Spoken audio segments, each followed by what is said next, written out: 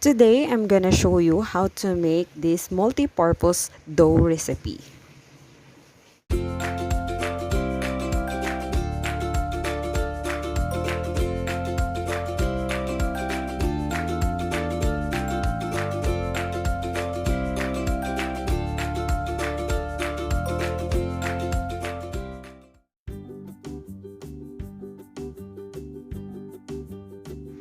Just combine the ingredients, the 1 cup warm water, 1 pack of, yes, this is 10 grams, and 1 cup of bread flour. Just mix everything until it's combined.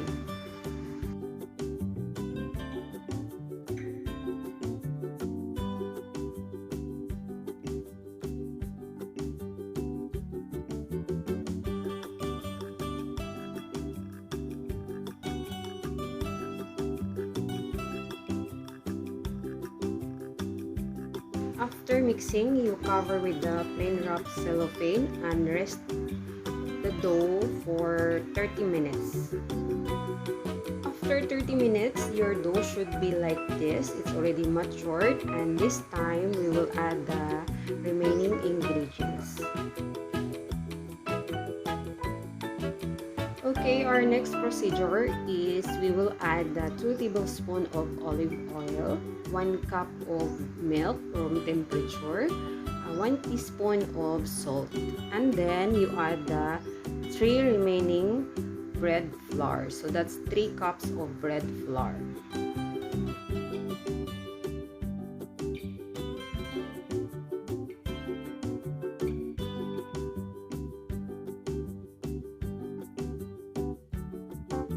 Mix all the ingredients until it's combined. So make sure that you mix everything. You can use a spatula or you can use the wooden spoon. So after you mixing, you cover it and you sit aside and rest for 1 hour.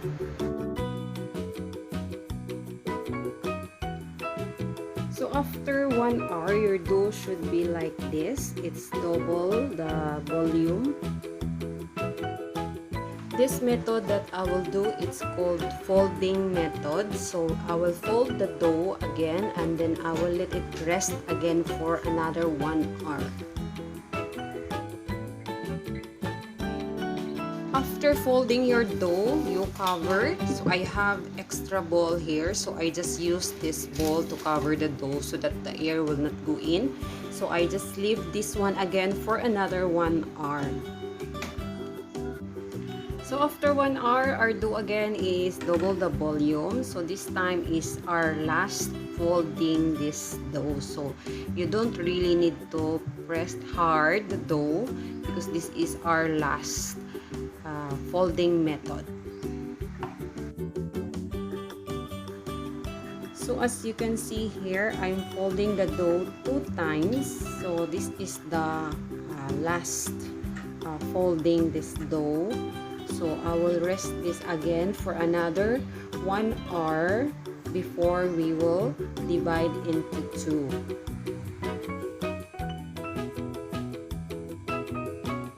So this is our final. So I will just using a big plate here because I have a big plate. So I will just put the dough in the plate, and of course you need to put flour first in the plate so that will not stick. Okay, so I will just put the dough there and I will divide it into 2.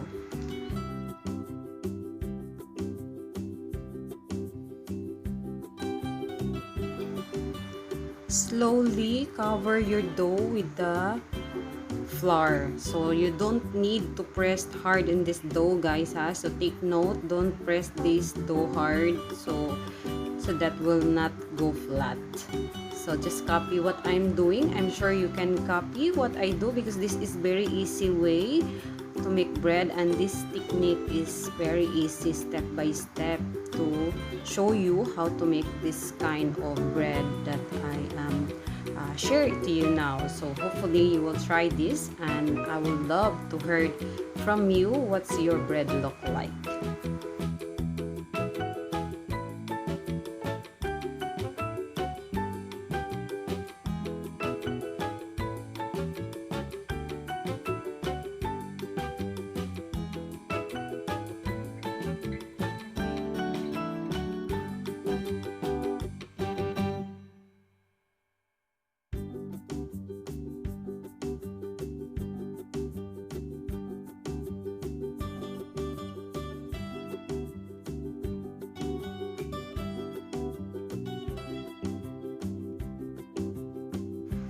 So here I just try to make this dough round.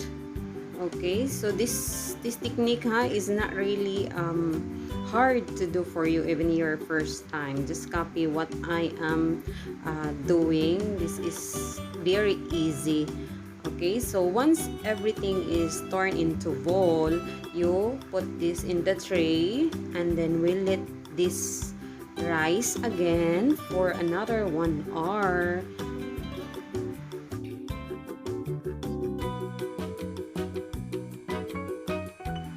So our dough is ready, guys. So we have the bowls and I also have the trays ready with the wall in the center because we will put the dough side by side. So I will just make a circle and then just leave the dough there and cover and rest again for another hour.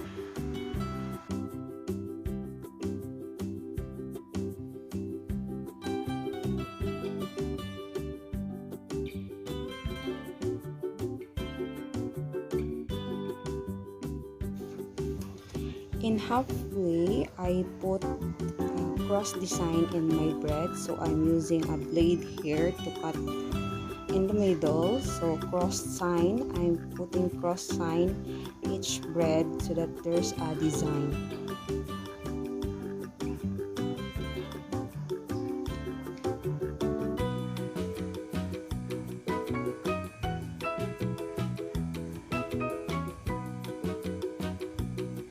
So after doing this, you need to cover and preheat your oven to 350 Fahrenheit so that when the dough is ready, your oven is very hot. So you want to make sure that the oven is hot before you put your dough. So this time the dough is ready, it's rising, it's double the size. So I just spray with the water and also the oven. So this is one of our technique to make the bread crispy and soft inside. So just spray with the water and then put your dough slowly so that the dough will not go down. So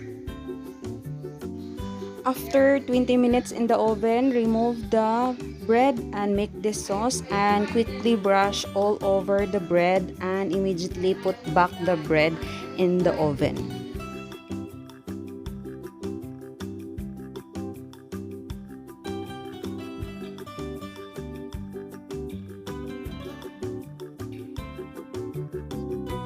So after 45 minutes, guys, as you can see, our bread is golden brown. Again, I spray the oven with the water to make our bread soft and crispy.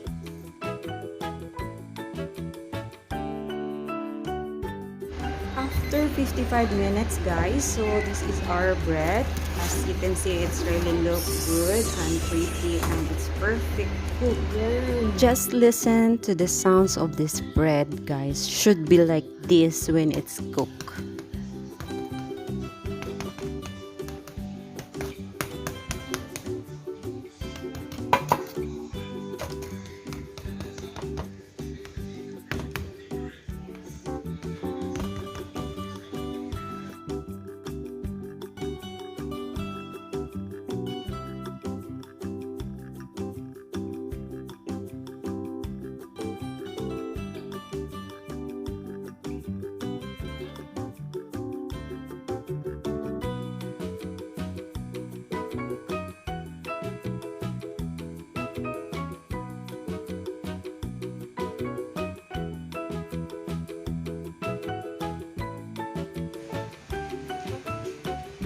So that's it, guys. So this is our finished product. So I slice like this because I'm planning to make a bruschetta, and I will show you in the end of this video how I make those.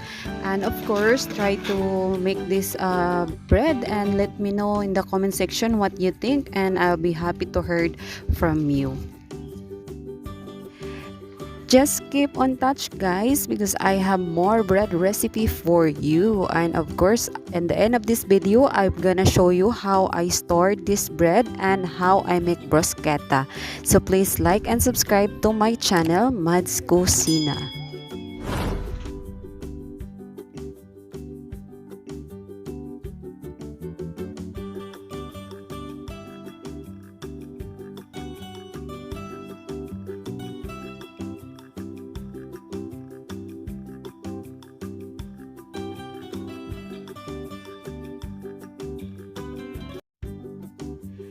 this is what I do to make my bread still fresh. I use the same baking paper. I make sure no air goes in the bread. Put it in the cellophane and freeze. If you want bread the next day, this bread is still fresh, and defrost this one in 1 hour and it's ready to go. Ciao guys! So today I'm gonna make bruschetta, and I'm using the bread that I make. This is from the freezer. I defrost it for 1 hour and sliced. We need olive oil, dried basil, minced garlic, brush all the bread, and for us we put mozzarella cheese, and I leave 2 for my husband that only olive oil and garlic, and then I bake it for 10 minutes. You cannot call it bruschetta without red tomatoes, olive oil, black pepper, pinch of salt, dried basil, a little bit of minced garlic, and squeeze it with lemon and mix all the ingredients, and it's ready to serve, and it's half time. Enjoy!